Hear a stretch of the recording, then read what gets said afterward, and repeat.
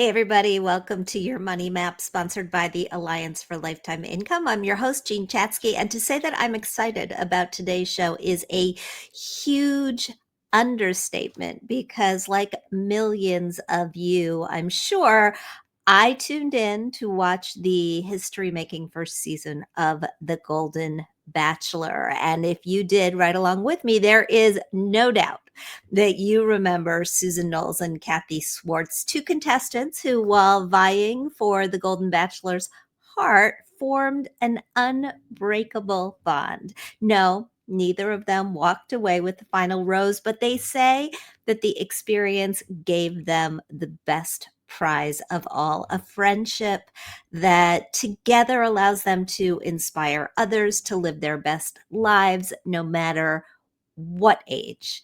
Kathy is 71 years old. She is a resident of Austin, Texas. She's a mom. She's a grandma. She's a former education consultant, a big pickleball fan, walks 5 miles a day, and reads 50 books a year. Amazing.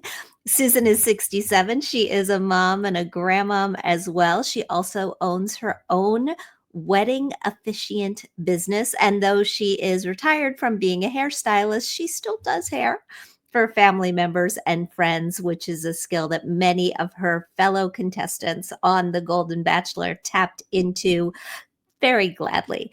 Kathy and Susan's Golden Bachelor stardom has opened a huge number of doors for them. We'll talk about it. But one of the biggies is that they now have their own podcast. It's called Bachelor Happy Hour. Golden Hour. You should all tune in to that. It gives them a platform to share their favorite advice on everything from finance to friendship. And today they are here to share some of those life lessons with us. Susan, Kathy, welcome. Hi. Hey.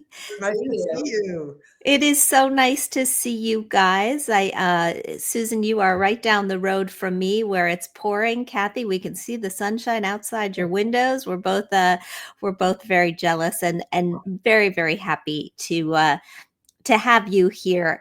As you guys know, this is a show about retirement.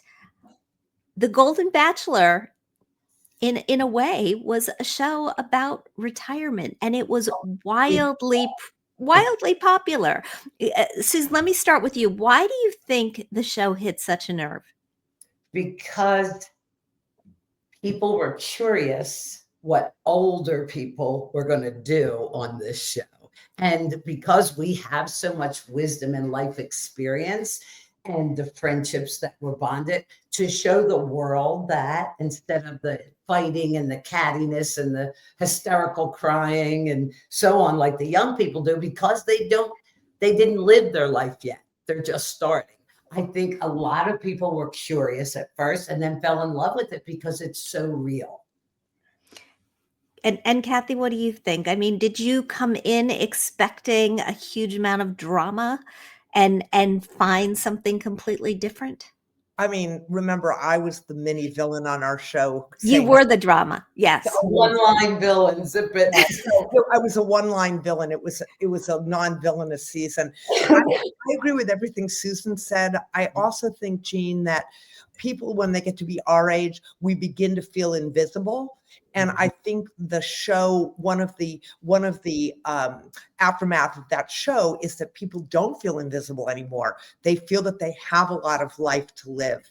And so not only did Susan and I come away with these great friendships, but I think we model for people in our generation that life isn't over and that you can get up off the sofa and live this last chapter and make it the best chapter of your life. And that's what we're doing. And we love that people feel inspired by what we're doing to live their best lives. People share that with us every day. No matter where we go, they share a story and how we brought them to think, hey, it's not over.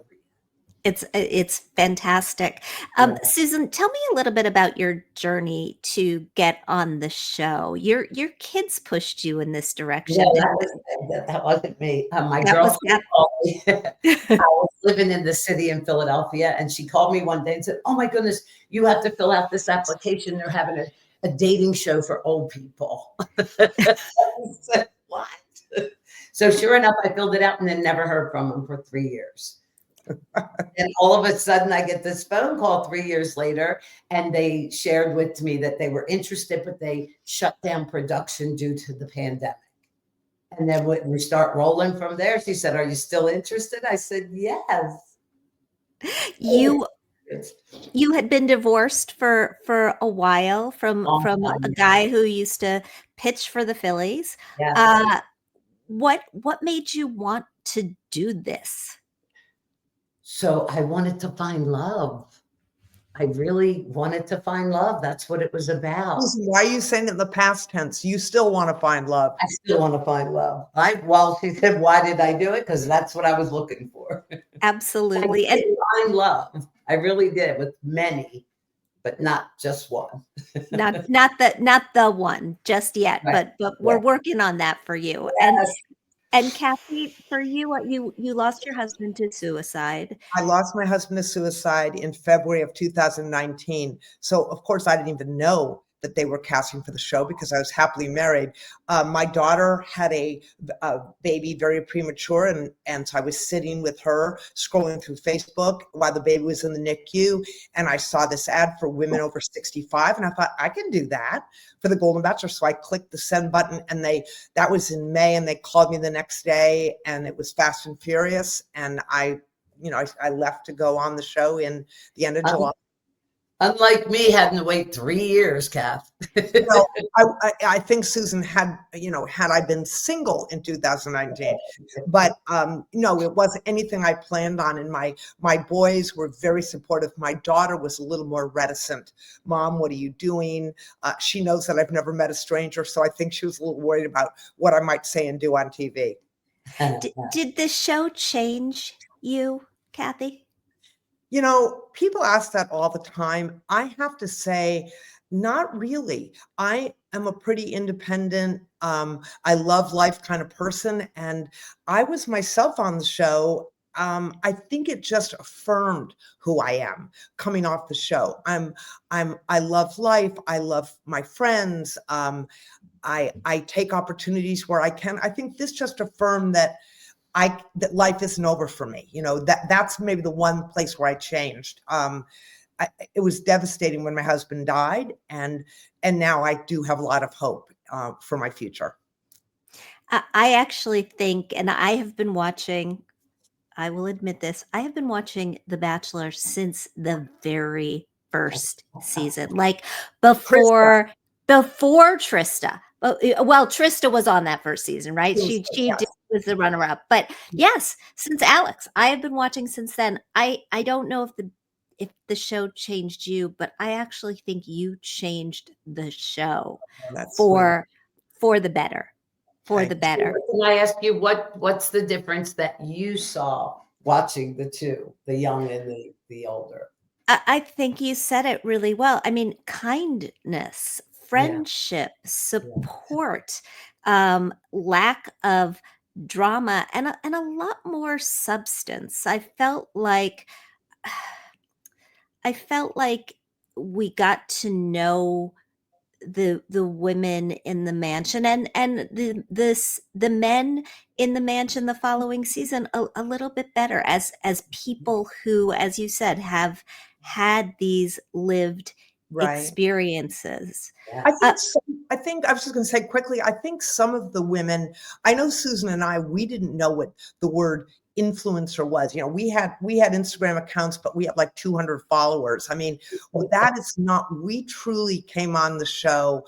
I did for adventure. After my husband died, I learned never say no to a good opportunity. And I don't. So I think that was part of it. Getting to know the women, clearly we've gotten to know some of them better since we left the show, but our stories are are storied. We've lived a lot of life. And I think that is the biggest difference between the young bachelors. They're just getting started in careers, and most of them don't have children. And so for us, we've had children, we've fought those battles, we've won a lot and we've lost a lot. And that just makes the fabric of our lives much richer for other people to sort of be a voyeur, to sort of see how we live. What I think is also so interesting is that the show breathed new life into your careers, both of you, and into your retirement. Tell me a little bit, Kathy, about your retirement plans before the show. How had you set yourself up financially, and how have things changed?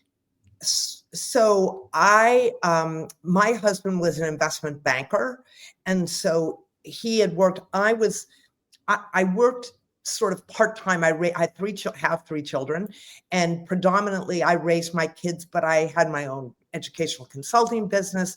I had a few full-time jobs in there, some part-time things, but we had saved as a couple for our retirement. And I will say one of the biggest shocks of my life was when he passed away.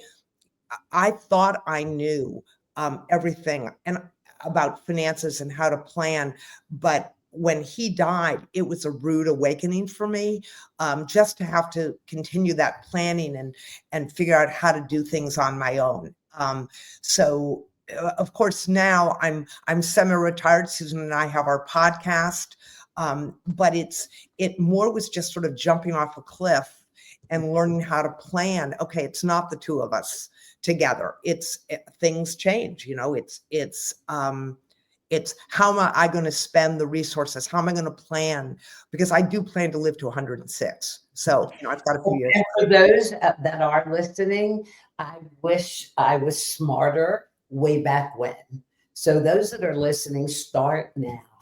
There is a whole lot more you could be doing, and don't wait till it's late.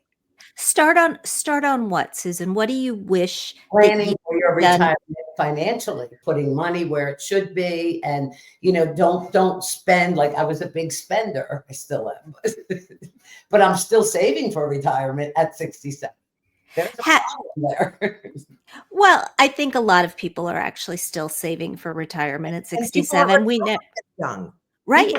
Retiring is young. That's right, because we're going to live to 106. Started a new career. We're going to be working till we're 80, Kathy, because we just have to.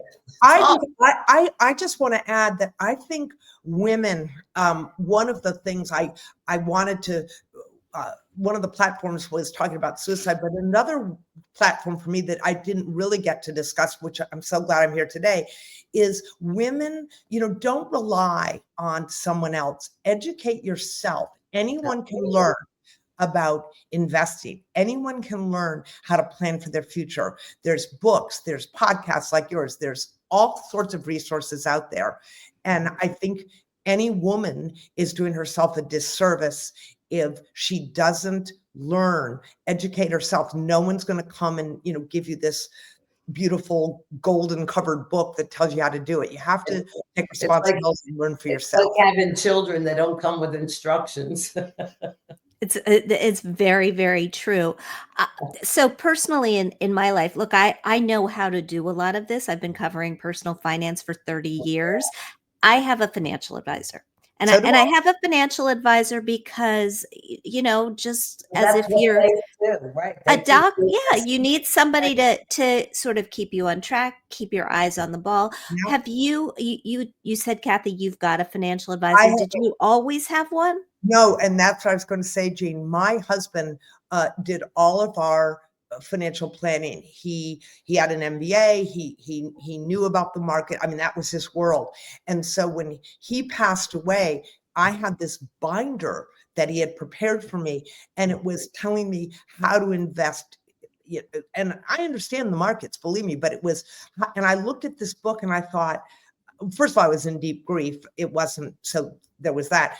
And the first thing I did was call a friend of mine and say, I need help, because I could not continue to do what my husband had done. I was not going to, recalibrate my my accounts. I just couldn't do it. So yes, I have a guy and he is incredible. He's with Morgan Stanley and he has helped me every step of the way. What I can spend, helping me set a budget, investing me. When you get to be a certain age, you just can't be as aggressive an investor as you can be in your 20s, 30s, and 40s, and even maybe 50s. So yeah, he's been great. I couldn't live without him. I'd marry him if he weren't married already. And Susan, what about for you? Have you found help along the Yes, way? well, I had gotten one way back when I was in the salon, and they just started letting us do a 401k.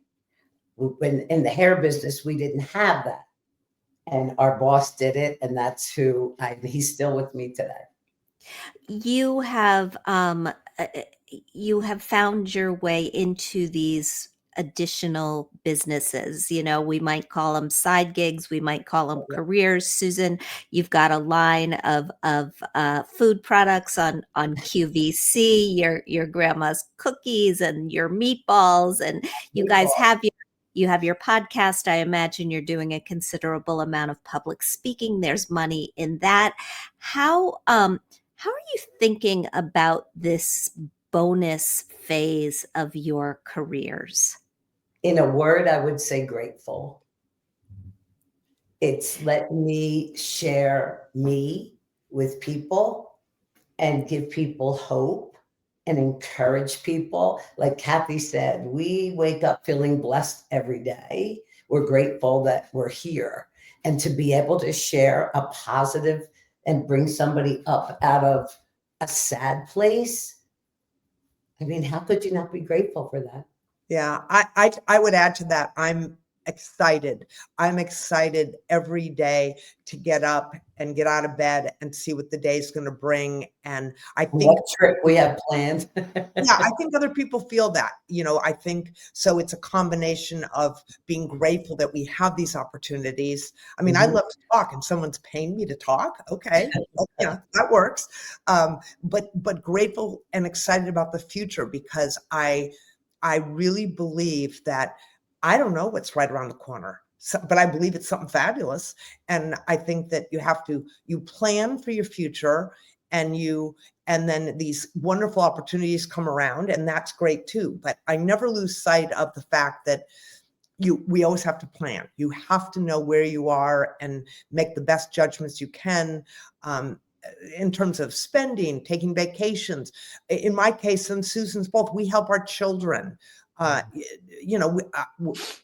might just maybe help them more than we should, take them on trips or whatever. But that's just part of the overall plan of living life, I think. I don't think it's a secret that for women who are single, aging can be more challenging than if you're partnered up. Research from the Alliance for Lifetime Income shows women who are single or divorced or widowed are more vulnerable to financial instability, not as prepared for retirement as couples are. Just a side note for anybody who's listening, the Alliance actually publishes a great retirement newsletter once every other week. If you're interested in receiving that, it's free. You can go to protectedincome.org and just sign up for that. But what would your advice be for women besides start early? What are the things that people are not thinking about, that women are not thinking about? Even my thoughts were, I was going to be married. We were going to be fine because it was him and I, and together we could, and you don't know what's going to happen, whether your husband's deceased or, you become ill and can't work, whatever the case may be.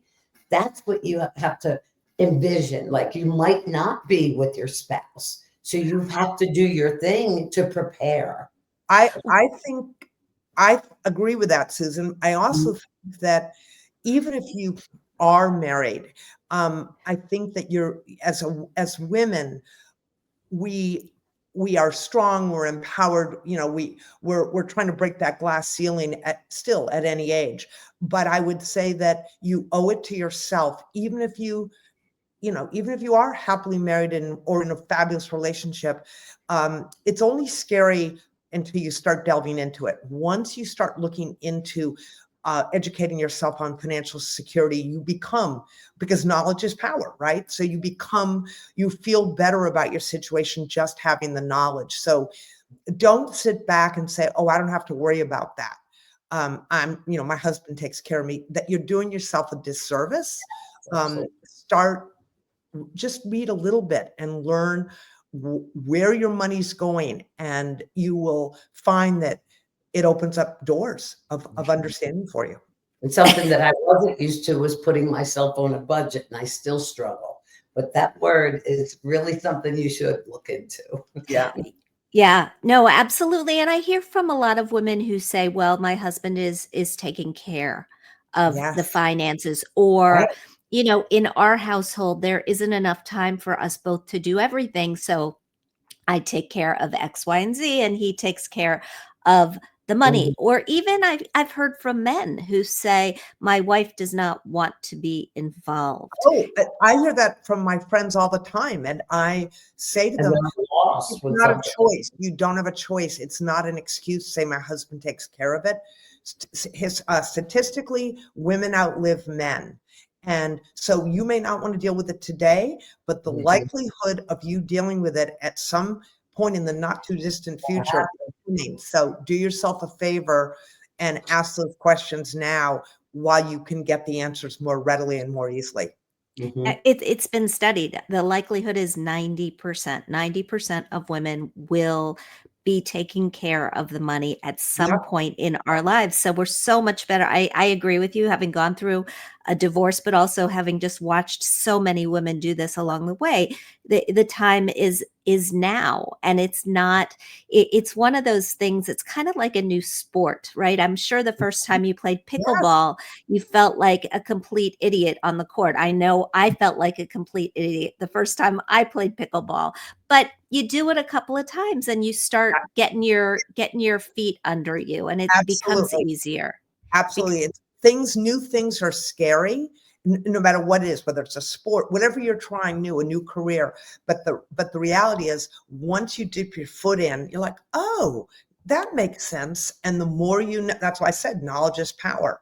The more you learn about markets and investing and making yourself feel comfortable in your retirement.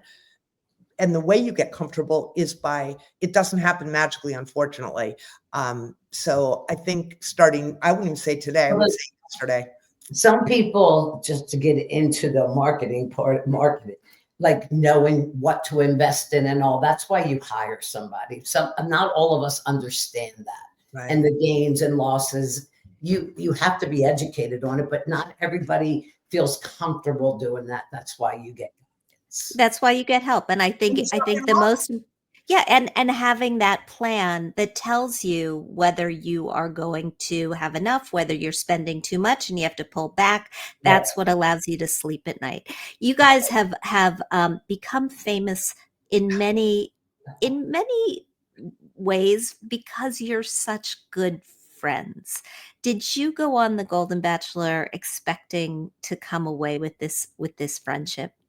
No, No, never. How did it happen? I mean, did you we see each other out of the corner of first your eye? We have a picture of Kathy and I the Yep. very first night standing by the fireplace going, what And the hell? I don't remember. I just remember looking at her going, oh, that girl's fun. And she said the same thing about me. And we shared a room with some other women in the mansion. So we clicked. We clicked. I mean, when you think about it, Susan is full-blooded Italian from Delco outside of Philly.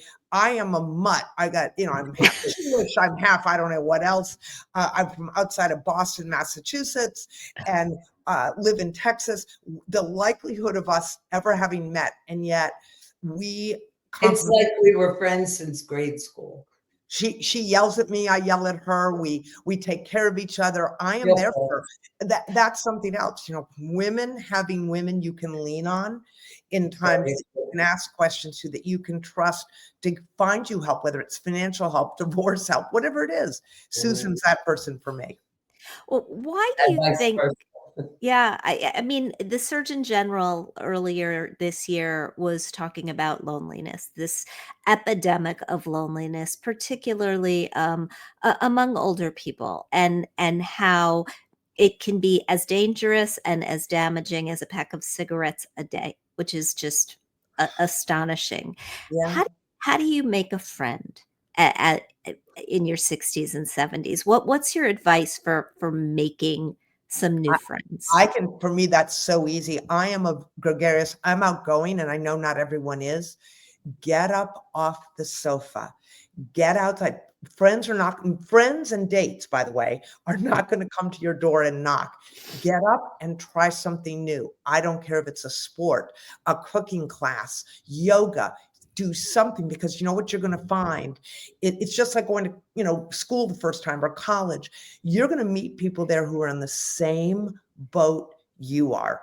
Join a meetup group. That's where you find like-minded people that are just as lonely, just as fearful of making friends, of getting out and putting themselves out there. That is my strong recommendation. It's what I had to do. It's Any what I, kind of a hobby, a new hobby, or you got to push yourself. A lot yeah, of people aren't comfortable, yeah. joining a new group or And whatever. the fact is, it's not comfortable, right? It Mm, isn't. You It's got not. to push yourself out of the comfort zone, Yeah. but you don't make as many. Like, this is remarkable what Kathy and I have. But and as she said, and I agree with, I don't meet a stranger, so I'm easy to become a friend. Not everybody is. People don't trust me. I have the opposite problem, and I would call it a problem because I trust everybody to a fault. Trust me, Susan trusts everyone. I want to feed them. I want to love them. I want to hug them. And I'm a stunad sometimes. But I'd rather do that than the opposite, not trust anybody. But as she said, you do have to, whether it's a church or no Yeah. matter what it is, just open yourself up a little bit, be a And it's little bit vulnerable and make a friend. And it's only scary for those of you listening. It's only scary the first time. I remember the first meetup group I went to, my kids, actually, it was my daughter. After my husband died several months later, she said, "Mom, you have to get out. You have to get out." And she signed me up for a meetup. And I remember it was a walking group, because I do love to walk. And I sat there like, I had to force myself to go up and introduce myself to other people. But you know what? As soon as I did, I was like, why was I worried about doing this? So don't let fear, please do not let fear get in the way of you taking these steps that will enrich your life and really help rid you of the loneliness that is so pervasive right now in our society. And reading sometimes, like, I'm all about putting my energy into the universe and the Lord first, of course, but the universe. What positive attracts positive, and the more we dwell on the negative, the more negative that's showing up. That's So you right. have to change your mind frame, and it's not easy to do every day. That's Just right. recently, being sick, well, Kathy and I both, we were kind of going downward, like, and meeting all the new men who we're going to interview this afternoon, as a matter of fact, all from Jones season, and talking to them, and nobody picks us, and da da da da da. But it gives you a little bit more energy when you discuss these things with them, because we're not alone. Yeah. Right. Everybody feels what we feel. You said you'll be interviewing them this afternoon. I imagine that's on your podcast, The Golden Hour. Tell me, for those of us who want to tune in, who should be listening, what are we going to get if we tune into your Uh, podcast? you're gonna You're going to get Susan and me at our best. We give advice on love, on dating, on children, on retirement. We talk about, there's nothing that's off limit. We've talked about menopause. We've talked about Yes, sex.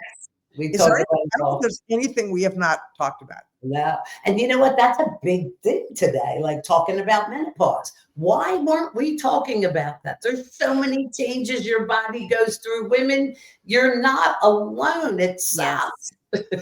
No, it's so true. I feel like over the past couple of years we have started to really lift the veil, talk Yes. about talk Yeah. about infertility, talk about hormone replacement, talk about sex, and talk about money in a way that we really didn't do it before. That's You right. guys took it one further.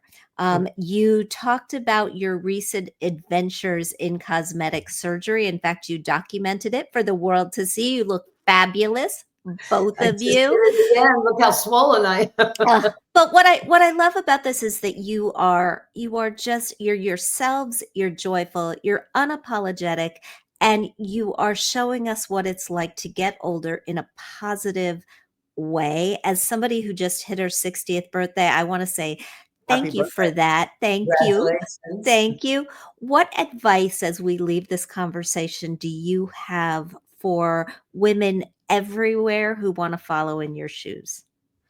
Believe in yourself. I would say, Believe yeah. in yourself and know your heart is good. The show for me, I fell in love with me again. I You know, love you that. lose Yeah. that sometimes, but My, I my, knew.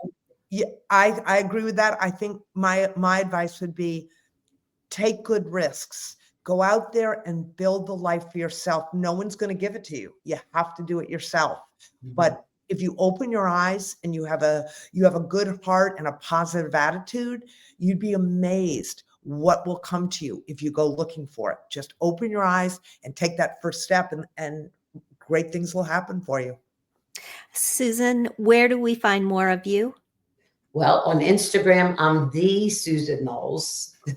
She is Susan Noles. And the Susan Knowles are Mimi's Meatballs. Okay. And Kathy?